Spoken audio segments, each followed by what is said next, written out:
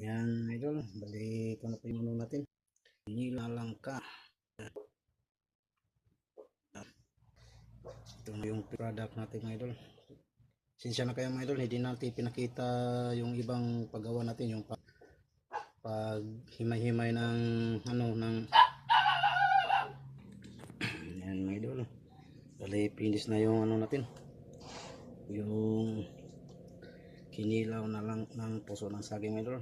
Sinsya na kayo mga idol, yung hindi na napakita yung pag ng ano ng puso ng saging, pag piga ng gata. Kasi lalo tayong mga videos natin. Pag himamal yung malamig yung saging, galing nila.